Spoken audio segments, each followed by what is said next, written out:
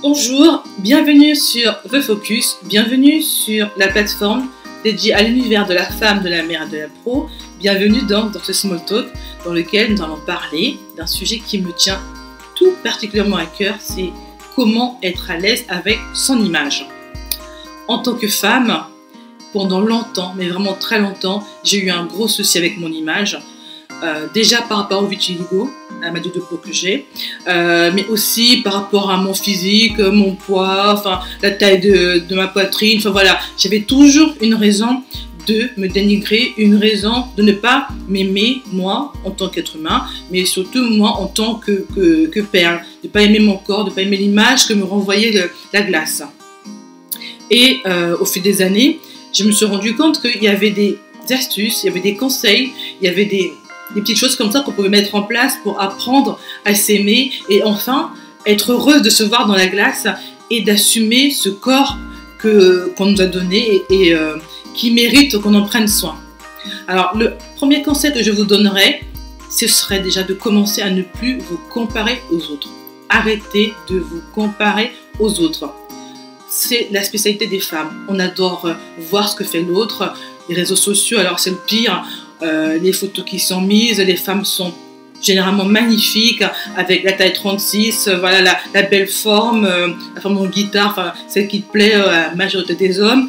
Et on a tendance à se dire « Ah mais je ne ressemble pas à cela et je devrais faire ceci, moins faire cela » et se dire que nous ne valons pas ce genre de femmes-là.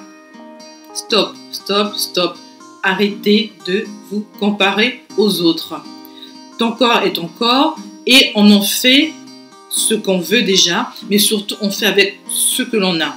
Il faut surtout arrêter de penser que parce qu'on ne correspond pas aux standards de beauté, que nous ne sommes pas belles. Alors ça peut paraître cliché, effectivement, on entend assez souvent, mais il faut déjà commencer par accepter ce que l'on est. Petit à petit, ça prend du temps, je vous conçois, mais déjà d'arrêter de vous dire que les personnes que vous voyez dans la rue qui correspondent guillemets à la femme parfaite sont parfaites. Ce n'est pas le cas. On sait aujourd'hui, c'est éprouvé, que les hommes adorent les femmes avec des rondeurs, avec des formes.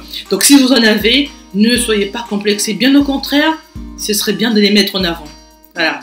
Idem, si vous avez un défaut physique, il ne faut pas vous focaliser dessus parce que vous considérez que ça ne correspond pas à ce qu'on imagine comme étant une femme parfaite. Vous voyez, moi pendant longtemps, et très régulièrement j'ai des taches au visage. Je ne dis pas que cela me pose aucun problème, ce serait vous mentir, mais je l'ai accepté parce que cela fait partie de moi et je continue à prendre soin de moi parce que justement je suis à l'aise avec l'image que me renvoie la glace, tout simplement parce que c'est la mienne et pas une autre et je suis contente d'en prendre soin.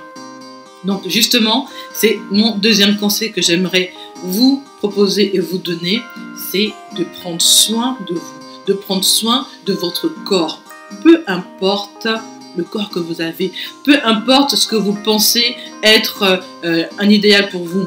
Après, cela n'empêche pas que si vous souhaitez perdre du poids ou prendre du poids parce que vous estimez que vous n'êtes pas assez grande, pas assez de rondeur, libre à vous de le faire. Ne vous mettez pas la pression pour ressembler à quelqu'un que vous n'êtes pas. Prendre soin de son corps, c'est déjà commencer par se faire du bien. Comment? Tout simplement, vous pouvez commencer par vous faire belle. Vous faire belle de temps en temps, prendre soin de vous en vous disant aujourd'hui je vais me faire un petit maquillage rapide, juste pour moi. Pas pour les autres, pas pour faire plaisir, juste pour toi, juste pour te dire à un moment donné, voilà, je suis apprêtée, je suis bien, aujourd'hui je prends soin de moi et je m'habille, je fais un petit effort au niveau du maquillage, juste pour me faire plaisir. Et vous verrez que déjà l'image que vous reverrez à la glace, déjà vous serez satisfait déjà de vous d'avoir fait cela. Prendre soin de soi, c'est également prendre soin de ce que vous mangez. Je ne parle pas de faire de régime, hein. Je parle vraiment de faire attention aux aliments que vous mangez.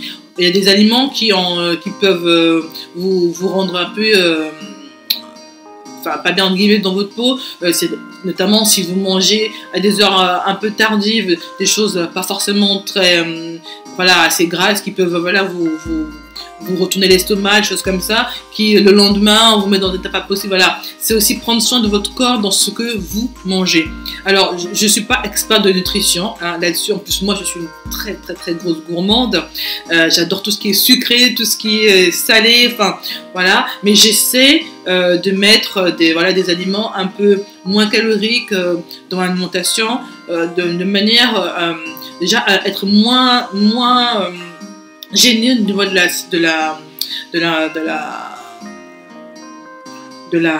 intestins et tout ça. Enfin voilà, ça permet déjà de moins charger aussi son corps. C'est ça aussi, prendre soin de soi, prendre soin de son corps, c'est aussi prendre soin et faire attention à son alimentation.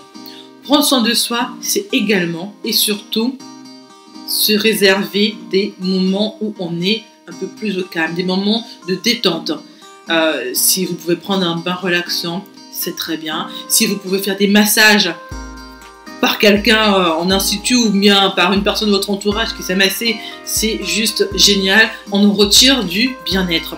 Il faut savoir que pour avoir une bonne image de soi, c'est important d'être dans la positivité. Parce que si vous êtes entouré de choses négatives, vous êtes stressé, que vous êtes toujours en train de voir ce qui ne va pas dans la vie, c'est sûr que quand vous allez lever le matin, vous allez voir votre tête, vous allez dire « Oh là là, mais c'est pas possible, je suis sûre que voilà, je ressemble à ça, mais c'est n'importe quoi. » Voilà, vous allez avoir tendance encore plus à vous dénigrer. Voilà, pensez aussi à votre environnement, on va dire émotionnel et psychique. Ça peut toujours, ça peut influer justement sur votre manière de vous voir et de vous appréhender dans la glace.